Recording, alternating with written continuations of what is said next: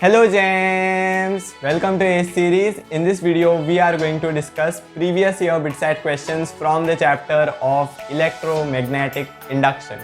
Just let me give you an overview how it's going to be today. So first, we are going to discuss the theory-based questions, the factual questions, then we'll move to the formula-based questions, and finally, we'll discuss the conceptual ones, okay?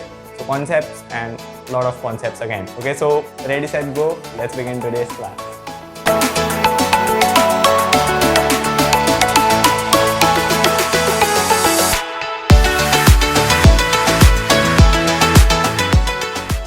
So question 1 and 2 over here, questions from the super easy category. Okay, so in question 1 from 2012 we have EMI is used in. EMI is electromagnetic induction, if that's not obvious. Okay, so select your choice over here. The correct answer will be option D. Okay, the principles of electromagnetic inductions are used in the construction of a generator. AC generator is something which we learn in this chapter, right? So if you can recollect, we have a rotating coil in a generator, right? The coil is rotated using mechanical work. Okay, so we have a rotating coil which is placed in a magnetic field. Okay, so the coil is rotating in a magnetic field, which means flux is changing in that coil, right? So flux is changing in that coil, EMF will be induced. Faraday's law, right? Principles of electromagnetic. EMF is induced, and then if we close the circuit, we'll have the induced current. Okay, so basically the principles of electromagnetic inductions are used in the construction of a generator. Okay, so option D, generator, is the correct choice over here. Let's come to question 2 now. Eddy currents are produced when? Okay, so again a theoretical one, a factual one. You should be ready with your answer in 3, 2, 1. Okay, the correct choice over here is option A. Okay, eddy currents are produced in metals when they are placed in varying magnetic field. You can read more about eddy currents in the last few pages of your NCERT if you wish to read about them. Okay, NCERT has quite nicely given a nice description about eddy currents. They follow the same lines of your principle of electromagnetic induction. They also follow Lenz's law, Faraday's law, etc., etc. Okay. So yeah, eddy currents are produced when metals are kept in varying magnetic field. Option A is the correct choice over here. Let's move to question 3 now. So question 3 over here, Lenz's law is based on conservation of. Okay, so again a fact-based question. You should know it for a fact that Lenz's law is based on conservation of energy. Okay, so option C, energy, is the correct choice over here. Anyways, I'll go ahead and explain why is this so. Because if you see, Lenz's law says that your induced quantities, your induced current, your induced EMF will be in such a way that they oppose the original cause. But how is this conservation of energy, right? So I'll go ahead and explain that. So pay attention over here. So let's consider the case of motional EMF. Okay, so this is our rod. Okay, so we have inward magnetic field over here, suppose. So we are moving this rod with constant velocity v. Okay, so if you release it, okay, in practice, if you release it with velocity v, you will note after some time that the rod stops. Okay, it moves initially with velocity v, but after some time it comes to rest. Okay, because there is a force acting on it. Okay, so it comes to rest. Now you can think about this. Okay, that we need to constantly move it with velocity v. In order to move it constantly with a velocity v, we need to constantly give it some input power, right? In order to move it constantly with velocity v, we need to constantly supply some input power, and that is how conservation of energy comes into picture. Okay, so in order to get a constant output supply of power, you need to constantly give an input supply of power. Even if you take the case of your AC generator, you cannot just give one rotation and stop. Okay, you cannot just give one rotation and then say, yeah, the electricity will be generated. No, the job is not done. Okay, you have to constantly give rotation. You have to constantly rotate the coil in order to generate electricity continuously. Okay, so you have to constantly give in power to get power output. Okay, so constantly give in power to get the output power, or constantly give in energy to get output energy. Conservation of energy. Okay, you cannot get something out of nothing. Not a life lesson, it's just conservation of energy. Okay, so option C, energy, is the correct choice over here. Let's move to the next question. So question 4 over here, questions from the easy category now. Okay, so we have just stepped up the level a bit. So question 4 from 2013, current change is 5 amperes to 2 amperes. So there is a 3 ampere current change in 0.1 second. Okay, average voltage is given as 50 volts. You are supposed to find the self inductance of this coil. Okay, very simple question. It is just a formula based question, right? So second step now, formula based question. Okay, so here the average EMF will be equal to L di by dt. Okay, not putting sign because we are just concerned about the magnitude over here. Okay, so E is equal to L di by dt. This is something which we are going to use over here. Since we are speaking of average, let us take the average values delta I and delta T over here. Okay, so we want to find L. So L will be given as E by delta I by delta T. Okay, so E is 50, average voltage is 50 divided by the change in current, 5 minus 2, that is 3, change is 3, and this will go on top, right? This delta T will go on top, which is 0.1 in 0.1 seconds, right? So 50 into 0.1, that will be 5, 5 by 3 is 6 by 3 is 2, 5 by 3 it will be 1.67. Okay, so 1.67 Henry is the correct choice over here. Let's come to this question. Again, a similar type of question. This was asked in 2010. Okay, very similar to this. Okay, just a carbon copy of this if you see. Okay, so current change is from 0 amperes to 1 ampere. So 1 ampere current change in 1 milliseconds. 1 milliseconds 10 to the power minus 3 seconds. Okay, so EMF induced is 4 volts. In this case, you are supposed to find the self inductance. Are we safe enough? Are we in a position to do this orally? Okay, let's do it orally. Okay, because we are just using the same formula over here. Okay, so L is equal to E by the change in current. Okay, with respect to time. So E is 4 divided by change in current. Change in current is 1 ampere divided by 10 to the power minus 3. That delta T will go on top, right? Just like this. Okay, that will go on top. So we have change in EMF 4 into 10 to the power minus 3 divided by 1. Okay, so basically 4 into 10 to the power minus 3. Option C is the correct choice over here. I hope that was clear. Okay, let's do it. So L is equal to E delta I by delta T. Okay, so E is 4.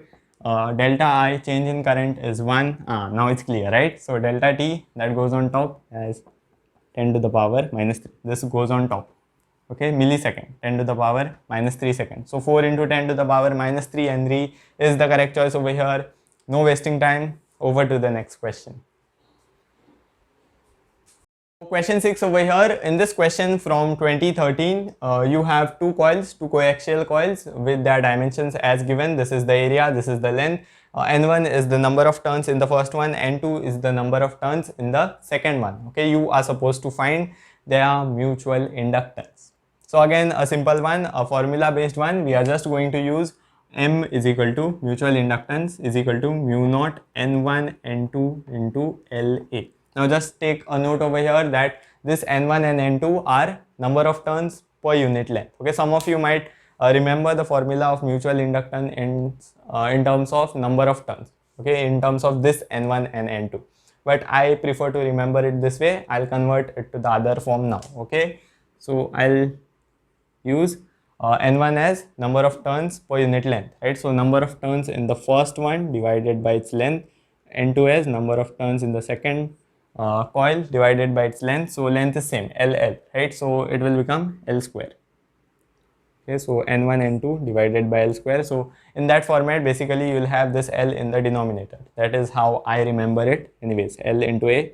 If it's confusing you, you can remember this format and remember the way to convert. Okay, N1 is number of turns per unit length. So N1 by number of turns in the first one divided by its length. Okay, that is the way you convert. Okay, anyways, let's come over here. So we get mu naught N1 N2 into A divided by L. As I said, L in the denominator. Okay, so now substitute the values, get the answer. Okay, no more talking. So mu naught 4 pi into 10 to the power minus 7. Right, mu naught by 4 pi is 10 to the power minus 7, which means mu naught is 4 pi into 10 to the power minus 7. N1 into N2, so 3 into 4, 12, 12 into 10 to the power 4. Okay, so 12 into 10 to the power 4 into the area. Area is 10 centimeters square. So 10 into 10 to the power minus 4. Okay, converting it to meter square. Okay, so area is 10 to the power minus 4. Okay, and length is 20 centimeter, 20 into 10 to the power minus 2. Okay, centimeters to meters now. So you can cancel out some things. You can cancel this and this. Okay, and you can cancel this. 2 2s are. Okay, this and this will also get cancelled. So you have 2 into 12, which is 24. 24 into 10 to the power 24 pi into 10 to the power minus 5, right? Minus 7 plus 2, that will go on top as plus 2, so minus 5 will have. So 24, we have 2.4, right? So let's convert it to that format. 2.4 pi into 10 to the power minus 4. Okay, to the left side means plus 1, right? So 2.4 pi into 10 to the power minus 4. Option A is the correct choice over here. Okay, I hope the calculations are correct. Yes, 2.4 pi 10 to the power minus 4 Henry is the correct choice over here. Over to the next question. So question 7 over here. In this question you have a coil which has a self-inductance of 100 millihenry. The current in this coil is 1 ampere. You are supposed to tell what is the energy stored in the form of magnetic field in this coil. Okay, very simple question again a formula based.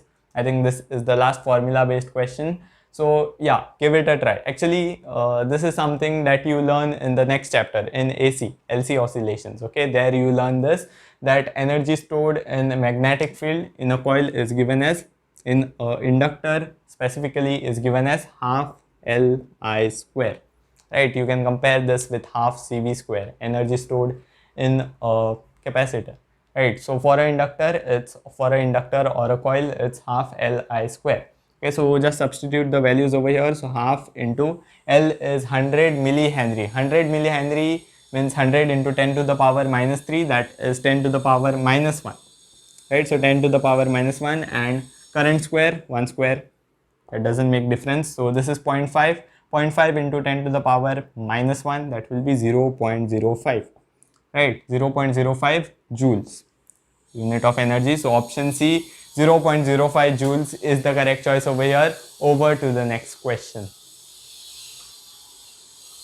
So question 8 over here. In this question you have two solenoids. Their lengths are in the ratio 1:2. The number of turns are also in the ratio 1:2. Okay, you are supposed to find the ratio of their self-inductance. Okay, the ratio of the self-inductance of the two solenoids. Now it is not that difficult job, because we know the formula for self-inductance is mu naught n square La. Okay, you can compare it with the formula of mutual inductance. The only difference is n1 into n2 over here. Now it's self-inductance, right, for the same coil. So n1 is equal to n2. So here we have n square directly. Okay, so this is self-inductance. Anyways, we'll use the other format wherein we'll have L in the denominator, right? Here we have n square La, right? So this n is number of turns per unit length. Okay, so this is number of turns, capital N, per unit length, L square. So this and this will also get cancelled, and we'll have L is equal to mu naught number of turns square A divided by L. You can remember this format by remembering that L comes in the denominator.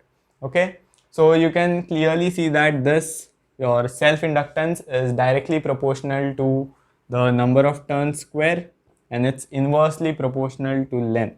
Okay, these are the two factors over here. The rest are constant over here. Okay, it was given that both of them have same area, and mu naught is a constant over here. We know that, right? So we want the ratio of L1 by L2. Okay, so we can say that L1 by L2 will be equal to N1 by N2 the whole square, right? Direct relation, and it is directly proportional to the square, right? L is directly proportional to N square. So N1 by N2 the whole square, and inverse relation with the length, right? So L1 by L2 will be L2 by L1. Okay, don't get confused. This is self-inductance, that is length. Okay, so L1 by L2 directly proportional to N, which means N1 by N2 directly proportional to the square of N. So N1 by N2 the whole square. Inversely proportional to length, which means L1 by L2 will be L2 by L1. Okay, getting my point? Now let's do this. N1 by N2, what is the ratio? 1 is to 2. So square it, so 1 by 4. Right, square this, so 1 by 4. And L2 by L1, here we have L1 is to L2.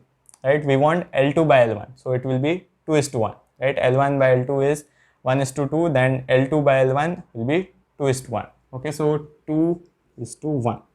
Here no squaring, so cancel this.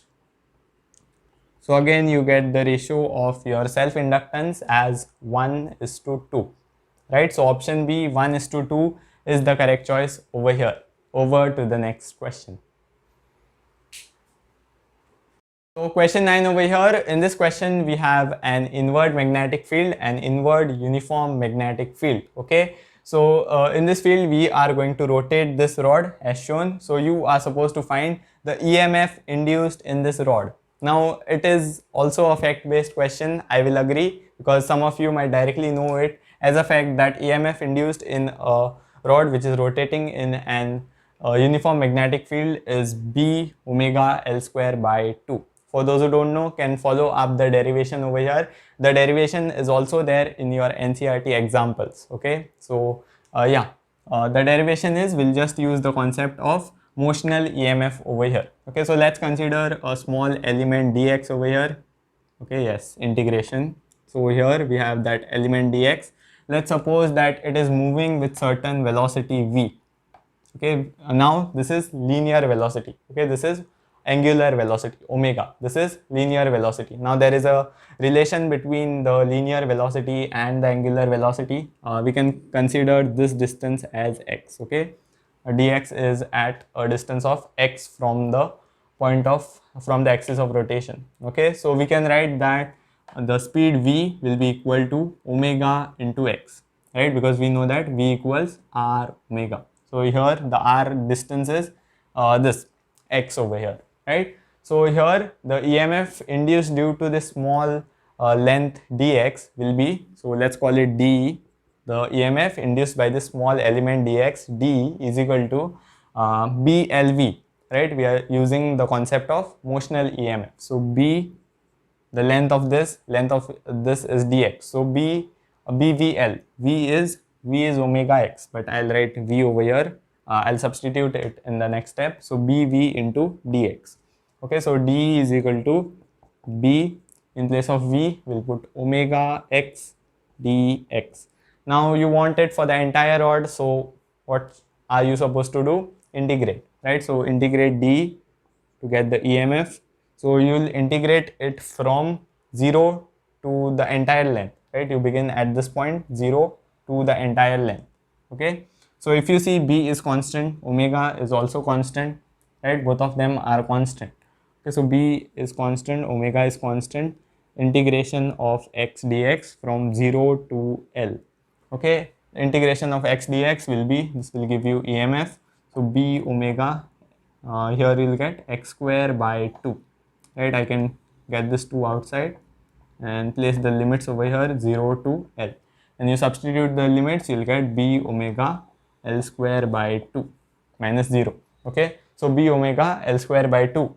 Option B is the correct choice over here. Anyways, I'll recommend to you that you should remember this formula by heart. Okay, remember that a rod rotating in an uniform magnetic field has a EMF of B omega L square by 2. B omega L square by 2. Okay, so over to the next question. So question 10 over here. Again, in this question we have a uniform magnetic field which is going into the plane of this board. Now in this question we have a circular loop. Okay, the radius of this loop is shrinking at a rate of 1 millimeter per second. Okay, you are supposed to find the induced EMF in this loop when the radius is 2 centimeters. Now first of all, why will be an EMF induced in this loop? If you think, you can see that the radius of this loop is shrinking, right? Radius is shrinking, which means the area of that loop is changing. The area of that loop is shrinking over here. Okay, so you can see that there is a change in the number of field lines. There is a decrease in the number of field lines. Okay, the area is decreasing, so the number of field lines passing through that area is constantly decreasing. Basically, there is a flux change. Okay, so since there is a flux change, there will be an EMF induced over there. Okay, and how will we find it? We'll just use Faraday's law. Okay, so E is equal to d phi by dt. The induced EMF is equal to rate of change of flux. Okay, so I'm not putting the signs over here, we are just concerned about the magnitude anyways. Okay, so flux, we can write it as B dot A, right? You can see that the angle between the magnetic field, it is pointing inwards, right? And you can take the area vector which is also pointing inward, that area vector. So you can see that the angle between your area vector and the magnetic field is 0, right? So B dot A, B A cos theta. So B A cos 0. Okay, angle is 0 between B and A. Okay, or you can also take this vector cos 180, that will be also 0, right? So sorry, that will be also -1. Okay, but anyways, we are not concerned about the sign. Okay, so yeah, so that will be basically that will be B into A. Okay, so in place of flux we can write B into A and cos 0, which is 1. Okay, and with respect to dt, now you can see that this B is constant, right? We have this uniform magnetic field. The flux is changing because there is change in area, not because of the field. Field is uniform. The flux is changing because there is a change in the area of the loop. Okay, so we can take B out of that differentiation sign. B is constant, and differentiation of area. Now this is a circular loop, so we can write the area as pi r square, right? Now also you can take pi out of that differentiation sign, right? Pi is a constant, so pi out of that sign and differentiation of r square. Okay, now differentiate this, we'll do it over here. So you'll get B into pi, differentiation of r square with respect to t will be 2r dr by dt. Okay, differentiation of r square is 2r, and since it is with respect to t, you have to write dr by dt. Okay, very simple, a cakewalk for those who know application of derivative. Okay, so let's do it now. So B is I can write it as 25 into 10 to the power minus 3. Pi is, we'll keep it as pi. Okay, we have pi is in the option. Okay, and here it is 2 into r. What is r? We are supposed to find the EMF when radius is equal to 2 centimeter. Okay, 2 centimeter, convert that to meter. 2 into 10 to the power minus 2 into dr by dt, which is the change in the radius. Okay, change in radius with respect to time, which is nothing but the shrinking rate, right? Change in radius millimeters per second, right? Change in radius with respect to time. Okay, so you just have to substitute that value. Again, I'm not considering the signs. So 10 to the power minus 3, okay, millimeters, right? So 10 to the power minus 3 per second, meters per second. Okay, so this 2 will make it 4. 25 into 4 is 100. 100 into 10 to the power, now follow me up. Okay, so 100 into 10 to the power minus 3, that will be 10 to the power minus 1. Okay, so we have 10 to the power minus 1 pi into 10 to the power minus 2 into 10 to the power minus 3. Okay, so 10 to the power minus 3 into 10 to the power minus 3. Okay, so we have pi into 10 to the power minus 6 volts, right? This is in volts. Okay, pi into 10 to the power minus 6 volts, that is pi microvolts. Okay, I hope you are able to follow me here. 2 into 2 is 4, 4 into 25 is 100, 100 into 10 to the power minus 3 is 10 to the power minus 1. Okay, 10 to the power minus 1 into 10 to the power minus 2 is 10 to the power minus 3 into 10 to the power minus 3, 10 to the power minus 6. So that becomes microvolt. Okay, and here we have pi. So option B, pi microvolts, is the correct choice over here. Okay, I hope the approach is very clear to you. Let's move to the next question now. By the way, this was a question from the easy moderate category. Okay, so we have stepped up the level even more. Now it's the conceptual questions. Okay, so over to the next question. So question 11 over here. In this question we have a coil of 10 turns. The resistance of this coil is 10 ohms. The area is 10 to the power minus 2 meter square. Okay, a load resistance is connected in series with this coil. There is an uniform magnetic field of magnitude 10 to the power minus 2 Tesla, which is initially perpendicular to the plane of the coil. Okay, the coil is in this direction, so the magnetic field is initially perpendicular to the direction of the plane of the coil. Okay, now the coil is rotated by 60 degrees. Okay, now the coil is rotated. Okay, now the magnetic field will make some angle with the area vector of the coil. Okay, so coil is rotated 60 degrees. You are supposed to find the charge induced now. Okay, find the charge induced. There is a formula for charge induced. I hope you know it. Charge induced is given as delta Q by R. Okay, or R equivalent. Okay, change in flux divided by the resistance. I hope you know this. If you don't, okay, let's discuss briefly about this. First of all, EMF according to Faraday's law is given as delta phi by delta T. Okay, let's speak about the average. Okay, so current will be given as E by R, right? In order to find the induced current, what do? E divided by the resistance. Okay, E divided by R equivalent, we can say. Okay, so E, in place of E we can write delta phi by delta T. Now in place of I you can write dq by dt, right? Or delta Q, charge induced, by delta T. Okay, this delta T will cancel this delta T, and finally you will reach over here. Okay, so Q equals delta phi by R equivalent. Okay, so that is the formula. You are supposed to know it.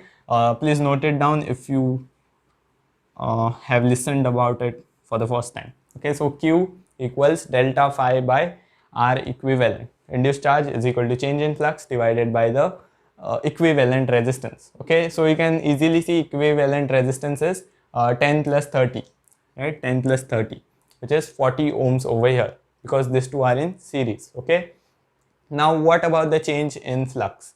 You can see that first the flux initial flux will be B dot A, right? Initially the field is perpendicular to the coil plane. Get the words over here. Okay, perpendicular to the coil plane, not perpendicular to the area vector. Area vector and the field are in the same direction. You can look out for the area vector of this field and the magnetic field, both are in the same direction. Okay, magnetic field is perpendicular to the plane, not to the area vector. Area vector is perpendicular to the plane itself, which means it's in the direction of the magnetic field. Okay, so initially the angle between B and A, the angle between magnetic field and area vector is 0. So B dot A, BA cos 0. Cos 0 is 1. Okay, so no need of writing that. So B into A. This is the initial flux. Or we can write NBA, right? Because there are N turns in the coil. This is the flux in one coil, in one loop. Okay, so we have N turns, so NBA. This is the initial flux. Now let's find the final flux. Now when you rotate the coil by 60 degree, you can see that the area vector will also rotate by 60 degree, right? Area vector is attached to the plane of the coil, right? Here you have the plane of the coil, area vector is perpendicular to the plane of the coil, right? You rotate the coil by 60 degree, area vector also rotates by 60 degree, right? It is attached over here. Okay, so it will also rotate by 60 degree, which means it makes an angle of 60 degree with the field now, right? The field is in this direction, you have rotated the coil by 60 degree, it makes an angle of 60 degree with the field. Okay, so in the final case, okay, finally when you rotate the coil. Okay, so again here it will be N B dot A, so BA cos 60 now, okay, and cos 60 is half. Okay, so cos 60, write it over here, so it will be NBA by 2. Okay, so we'll find the change in the flux. You can easily see that the change is NBA by 2, 1 minus half, 1 minus half, that will be half, so we'll write it as NBA by 2. So directly let's write it. So charge induced is change in flux, which is NBA by 2 into R equivalent divided by R equivalent. Okay, so NBA, number of turns into magnetic field into your area is 10 to the power minus 2 divided by twice into R equivalent. R equivalent, I think I have made a mistake over here. This was given as 40. Okay, sorry for that. This was given as 40. Okay, so 40 plus 10, that will be 50. Okay, sorry for that. Now this will be 10 to the power minus 4, and here we'll have 10 into 10 to the power minus 4 and upon 100, right? So this and this will get cancelled, and we'll have 10 to the power minus 5. Okay, so charge induced is 10 to the power minus 5 coulomb.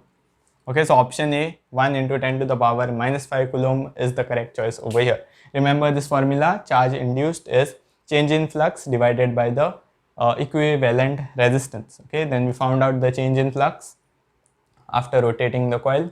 Okay, and then we found out the change, we know the equivalent resistance, substitute the values, get the answer. Over to the next question.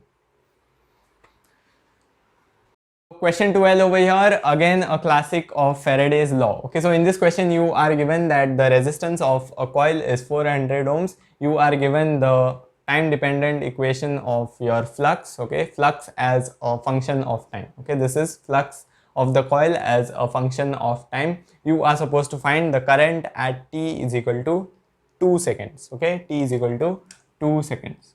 Find flux at t is equal to 2 seconds. Okay, so not that difficult job because we know that E is equal to d phi by dt. Now we are supposed to find the flux at a particular instant, so we'll use the differential equation. Okay, again we are not concerned about the sign. Okay, so E is equal to d phi by dt, magnitude only, so E. Now differentiate this with respect to time. Okay, so very simple job again. So 50t square, the differentiation of t square is 2t, right? So that will make it this 100. 50 into 2 is 100, 100t, and differentiation of this will be 0, right? This is a constant, so differentiation 0. Okay, so now we want to find the current at t is equal to 2 seconds. So first of all, let's find EMF at t is equal to 2 seconds. So substitute t is equal to 2 over here. So EMF at t is equal to 2 seconds is 200 volts. Okay, so first differentiate it, find the EMF at that instant. Okay, so we have the EMF at that instant, find the current now. Current will be E by R or V by R, which is 200 by the resistance of the coil, which is 400, which will be half, or which will be, this is half, right? Okay, so half or 0.5 amperes. Okay, so option A. Option A, 0.5 amperes is the correct choice over here. This was a question from 2006.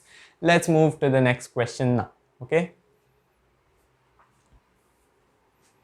So question 13 over here. In this question, we have a coil of n turns, area A, rotating in a magnetic field with constant angular velocity omega.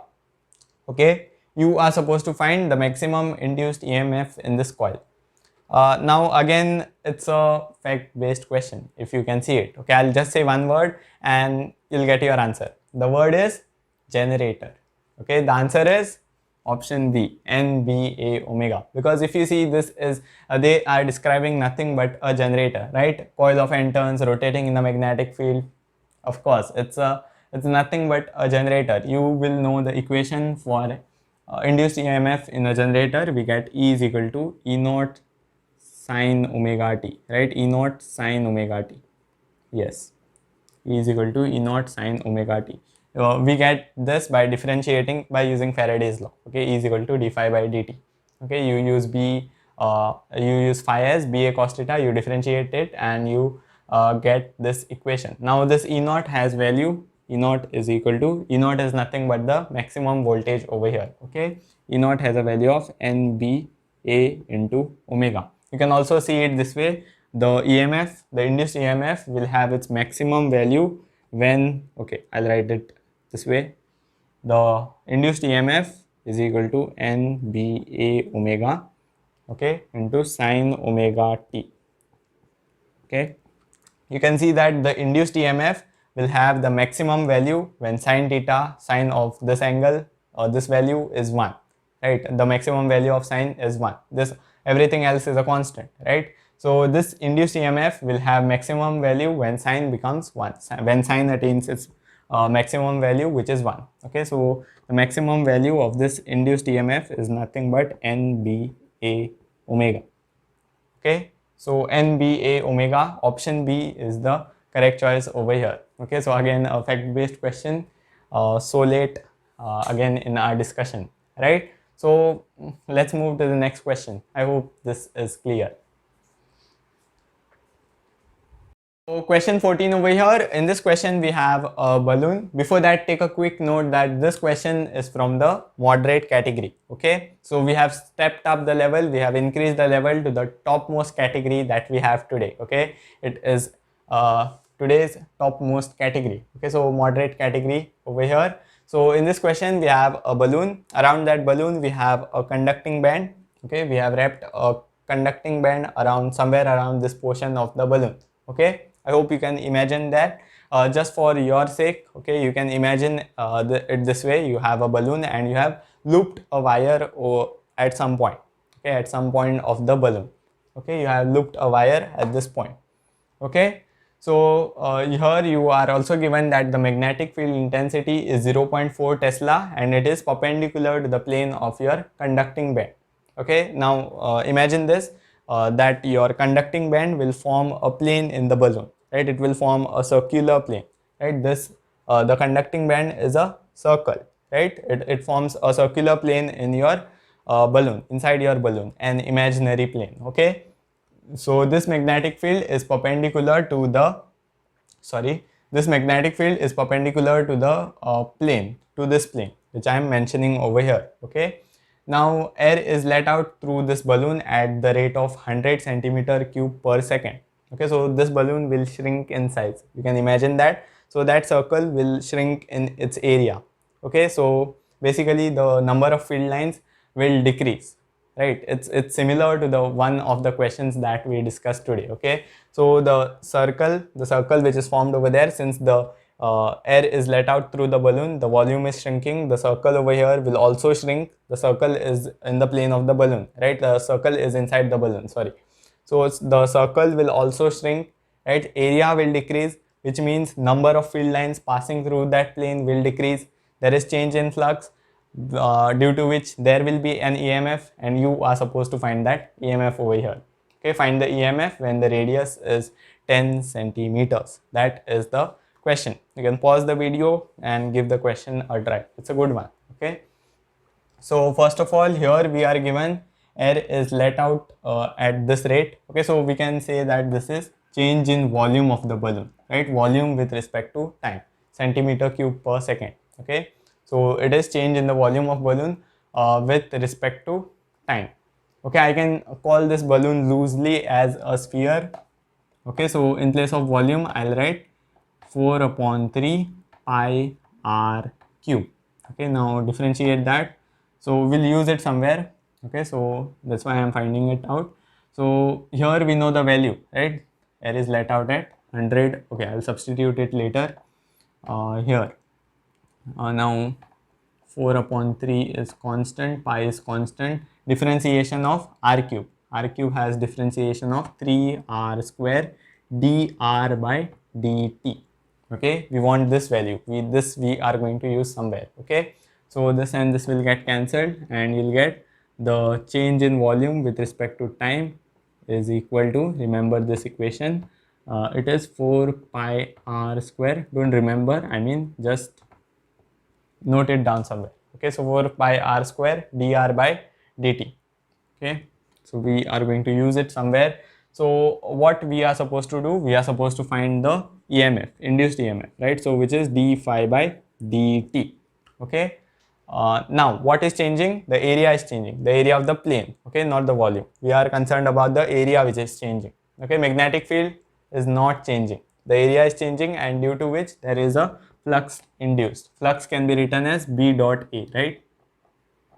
And here if you see, the magnetic field is perpendicular to the plane, and area vector is also perpendicular to the plane, which means B and A are in the same direction. Okay, so BA cos 0, BA cos 0, that is BA. Okay, cos 0 is 1. So yeah, let's substitute that over here. So you'll get d BA over here by dt, and now B is constant, right? Magnetic field is constant, the only thing that is changing is area. So B, you can take it out of the differentiation sign. In place of area you can put pi r square, right? We have a circular plane over there inside the balloon, right? So pi r square dr by pi r square by dt. Okay, so differentiate this. So d b pi pi will come out of the differentiation sign. Differentiation of r square is 2r and then with respect to t, right? So dr by dt. Yes, we are going to use it from here, right? So that's why I found out dr by dt from there. Okay, so now substitute the values and you'll get your answer. Okay, this is the reason why I did this. Okay, I found out dr by dt. Okay, now I'll write dr by dt as dv by dt. dv by dt is nothing but 100 centimeter cube. Now I'm not concerned about the sign, as I always say. Okay, so dv by dt divided by 4 pi r square. Okay, I found out dr by dt because I wanted to substitute it over here. I knew it was going to come somewhere over here, so I found it out first. Okay, so I cleared off this space to solve it. Okay, just note that the value of magnetic field is 0.04. Okay, not 0.4. There was a mistake in the question. Okay, so value of magnetic field B is 0.04 into pi into 2 into r. Now what is this r? This r is 10 centimeters, right? You are supposed to find the induced EMF when the radius is 10 centimeter. Okay, so convert that to meters. 10 into 10 to the power minus 2. Okay, into dr by dt. Okay, let's solve this and get the answer. Now one thing to note over here is that we substituted everything over here in centimeter and seconds, right? We substituted everything in CGS unit over here. If you see dv by dt, we directly substituted it as 100, which is 100 centimeter cube per second. Okay, so I'm saying that we substituted everything over here in CGS unit. Okay, so let's maintain the trend. Let's substitute it in CGS unit. Okay, substitute the value of r in CGS. So 4 pi r square. R is 10 centimeters. Okay, so again keep it in centimeters. You need to convert. So this and this will get cancelled, right? So 100 square and 10 square, sorry, and 100 will get cancelled, and you'll have dr by dt as 1 upon 4 pi. Now this is in CGS unit, right? So this is centimeters per second, dr by dt, right? Change in r will be this many centimeters per second, 1 upon 4 pi centimeters per second. Okay, so it's in CGS. Now this is a point to take note over here. Okay, it's a point to note over here because if you don't know this, you will make a mistake over here. Okay, so here you will have to convert it to meters. Okay, so dr by dt, substitute this over there, so you'll get 1 upon 4 pi. Now this is in centimeters per second, right? So convert it to meters, convert centimeters to meters, just multiply it by 10 to the power minus 2. Okay, so pi and pi will get cancelled. 4 can cancel with this one, 0.01. This is 10 to the power minus 2. Here we have 2 into 10. 2 into 10 is 20 into 10 to the power minus 2 into 10 to the power minus 2. So you can see that it is 20 into 10 to the power minus 6 volts or 20 microvolts. Okay, so option A, 20 microvolts, is the correct choice over here. I'll just sum up the process. First of all, we use dv by dt in order to find dr by dt because I knew we are going to use it somewhere. Okay, so then we found the induced EMF using Faraday's law, d phi by dt. B is constant. Only thing varying is the area, right? The area is shrinking. Okay, so we differentiated that with respect to t. So we got this thing, we got the equation, and here we have that dr by dt term. Okay, so we had already found out its value as this thing, right? But the point to note over there was it was in CGS unit. Okay, so we substituted the value of radius. We are supposed to find the induced EMF at r is equal to 10. So substituted 10 over there. We found out the value of dr by dt in centimeters per second. Okay, we substituted it over here. We converted it to meters per second. Okay, we substituted all the values over here. We got our answer. Our answer is 20 microvolts. Yeah. Okay, so that is our answer. Over to the last question for the day. Okay. So question 15 over here. This is a question from 2005. It is not that difficult. It is in fact very simple, but it is based on a hidden concept. Okay, a rare concept. So I just want to emphasize it over here. Okay, so in this question you can see a square loop of side L. You can see the magnetic field is uniform and it is in the inward direction, you are just supposed to find, now this loop is moving with velocity v. Okay, it is not a loop as such, you can see it is open. Okay, so we are moving this thing with velocity v. The distance between these 2 points p and q is l by 2, half the side. Okay, you are supposed to find the potential difference across p and q. Okay, vp minus vq or mod of that. Okay, just the difference, vp minus vq or vq minus vp, just the magnitude. Okay, so find the potential difference between p and q. Now this is based on a hidden concept, as I said, and first of all we are just going to use the motional EMF equation over here, which is E is equal to BVL, right? Motional EMF says that the EMF induced is BVL. Okay, now the concept is that, okay, I'll write it as L over here, capital L. Okay, the concept is that this L is nothing but displacement length. Okay, you might have heard about this concept even when you are discussing about force on a current carrying wire. Okay, you discuss about it there as well. Okay, so L is displacement length over here. Okay, so this is the concept that I wanted to emphasize. Okay, so when you look out for L, just look out for the shortest distance. Okay, shortest distance between the 2 points. Why am I fumbling? Okay, so the shortest distance between these 2 points is L by 2, as you can see, right? You will not look out for this entire length, you just look out for this length, L by 2, right? That is the displacement length between the two. So E will be equal to B, the velocity v, and the length will be L by 2. So option B, BV L by 2 is the correct choice over here. I can give you one more example of this. Okay, suppose we have a semicircle, the field is inwards, uniform, it's moving with velocity v, suppose. Okay, we are moving the semicircular ring with this velocity v. You are supposed to find the potential difference across A and B. Okay, so find the potential difference over here. So it won't be BVL into pi r. Here we are supposed to focus on the displacement length, only this length. Okay, so it will be 2r, 2 times the radius, right? This is the diameter of the semicircular ring, so it will be 2r. 2 BVR will be the answer over here. Okay, just use the concept of displacement length whenever you have some complex case like this. Okay, so here the answer is BVL by 2. BV into the displacement length, which is L by 2. So this was the last question for the day. I'll give you your homework question, then maybe some random chat, and then we'll wrap up the class. Okay.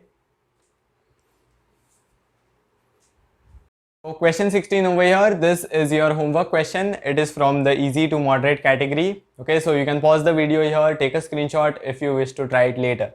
Okay, so that's all for today's class. I hope you enjoyed it. Just a few things before I leave. Try to give as many mocks as possible in this last 30 days. Now also in this weekend and in the next week. Okay, try to give a lot of mocks. I won't be there in the next week. The schedule is tight. My exams are also going on. So yeah, I won't be there in the next week. I'll see you directly in the next week. Yeah, probably with Ray of it. Okay. So one more thing, if you're new to this channel, you can look out for the other BITSAT content. You can go to the description box below. The channel is already a gold mine to you. Okay, go to the description box below. Check out for the 11th standard lectures of your ACE series. We have covered all of the chapters of 11th standard. So do check out the playlist in the description box below. Okay, we are progressing with the 12th standard series now. Right, this is chapter 6, right? So we'll try to complete the 12th standard series as well. Now one more thing, a lot of videos will come to you these days, like how to prepare for BITSAT in last 30 days. Okay, those videos have only purpose of strategizing your last 30 days. Okay, it is not like you are prepared for nothing and it will prepare you within last 30 days. Okay, so please don't fall for those videos, right? Here also, whatever we are doing, I'm not claiming that every question will come in your BITSAT paper. Here, whatever we are doing, it's just a practice, right? Practice makes a man perfect, not just strategizing. So those last 30 days videos is just for strategizing to improve your strategy in the last 30 days. If you know nothing of BITSAT, then you can't do it. Okay, sorry. Yeah. So that is one thing which I wanted to tell. And yeah, if you did enjoy today's class, smash like, subscribe. I'll see you soon in the next one. Not that soon, but yeah, I'll see you. Yeah, keep enjoying physics.